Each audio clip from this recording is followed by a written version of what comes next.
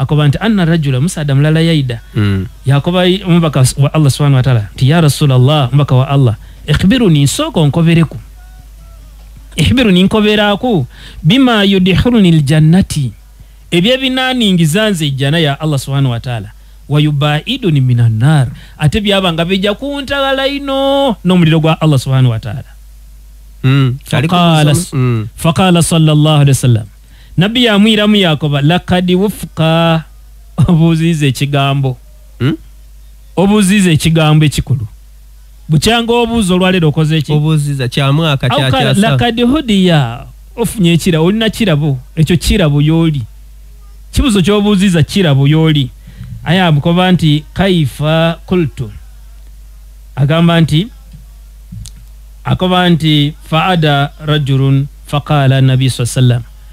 kaifa qultu ya musada ya mukoba nti kaifa qultu okobye ekyo titegeire kyo faada nabi sallam nabi ya mwira mu ya mukoba nabi kyava mwira mu namukoba nti ta'budu Allah wala tushriku bihi shay'a bobo yenda okubanga oyingira ejjana ya Allah subhanahu wa ta'ala omuliro gukube walaino ta'budu Allah wala tushriku bihi shay'a kusinza Allah subhanahu wa ta'ala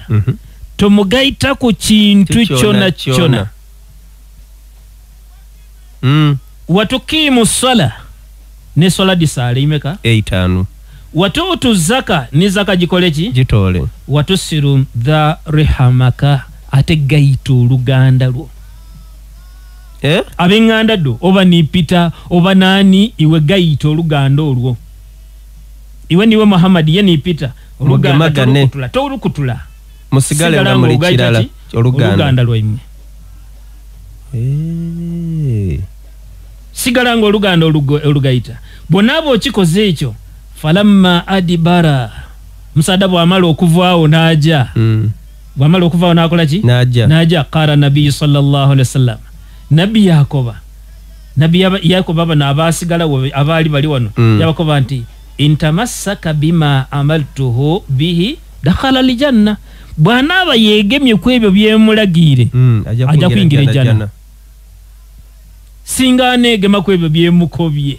nabikolanga bwemimukobye jana ya Allah jajingira bichi byamukobye amukobye kuba nti asinza Allah subhanahu wa ta'ala agazira kumugaita ku kintu cyona cyona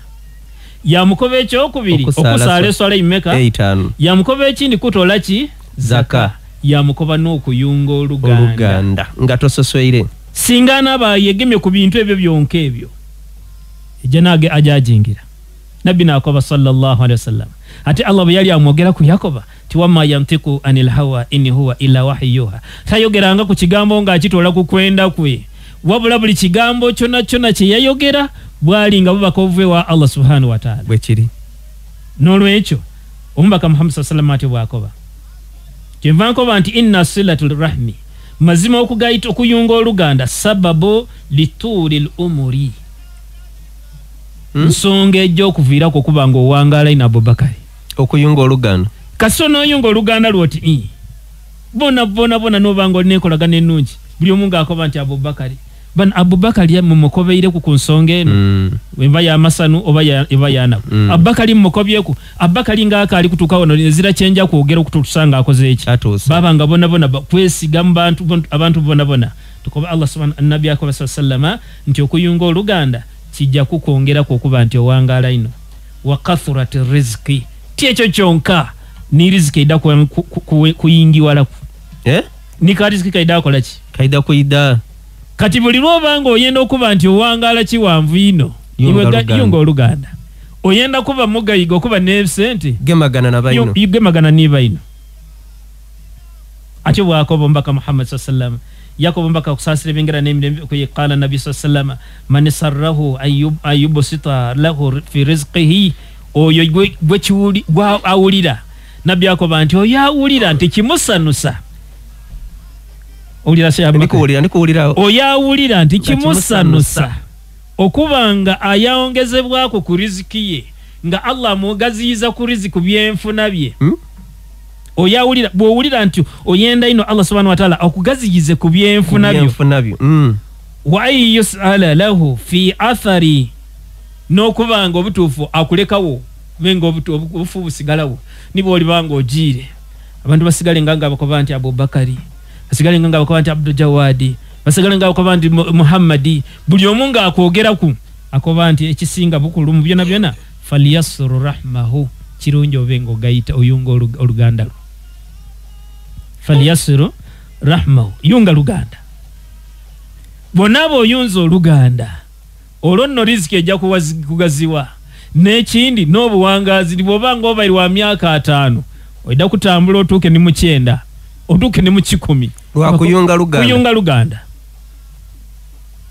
ati buli omu aida kubanga akusabira birungi byerere buli muganda olw'omuyisa obulungi ng'akusabira birungi byerere bwe kiri kati muduwedo mu kusaba okubaida okukusabira nga Allah aikiriza Allah ikirize buli anako anti Allah atulekere wa Abubakari oyo yakino twandibate tusobola okukikola aya Abubakari mwe yabirisiza Allah yabirisiza mu Abubakari okubanga ekintu kino kikolebwa nga emyaka gye yongerako Abubakari sigala ngo oliwo nenfuna nga yeyongerako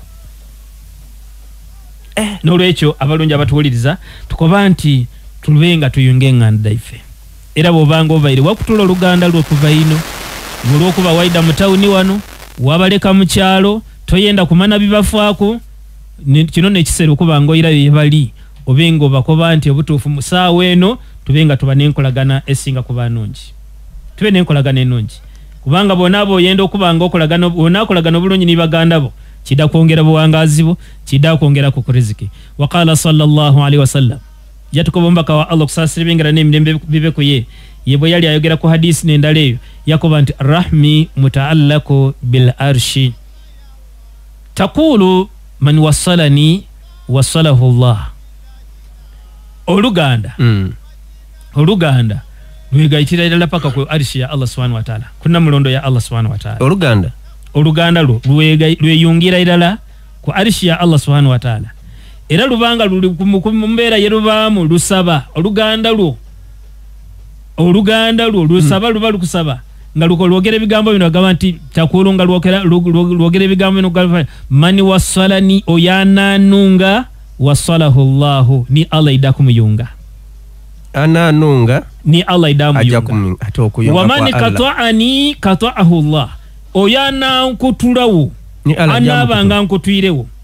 iye kutwire kubayine ni Allah idamu kutulira idala your statement inkambwe baba singa oyunga oluganda lwo ni Allah yena nga akuyunga singa iwosala okuba nti okutula nga akukutulira idala aida kukutula wokobe nti anze ndi kubyange bakole ebya ibeze na kankole ebyange nga akukutulira idala ng'ojiririra ng'oja ng'ogolola lwakwe kutula kuba ino nolwencho bakoba nti tubenga tugayita enganda daife hadisa yeri mutafikun alayhi eri mu kitabu kya Bukhari ya mu kitabu kya Muslim wakadi wala kadi bayana sallallahu alaihi wasallam ana sira rahma yatwino lombaka Muhammad kusasira bengana nimekobe timazima okuyunga oluganda luno a'adhamu ajiran min itiki mwempere erimu esinga okukoba nti ojja kulekula musibe seka empere erimu kuyunga oluganda kisinga okuba nti ojiire mu ikomera eruzira ojiire mu ikomera ekirinya wabonayo omusibe gwe basiba nti bamusiba mayisa gwamulekula nti ayolebwa aba n'obukaire 10 n'awaayo bamulekulaje kisinga okugema obukaire 10 n'obulwayo emugondi mu kooti balekula omusibe okuyunga oluganda kisinga seka statement eyo jirem okuyunga oluganda lwo okubanga olina enkolagana ennungi nibaganda n'ab'ekikakyo kisinga omuntu okuba nti nze sente ndinaddo omusibe benda sente imeka nti mukaire 2 benda sente imeka nti benda bilioni watole bilioni wajiwayo balekula omuntu ono iwayunza oluganda oba osinga oyo emirundi n'emirundi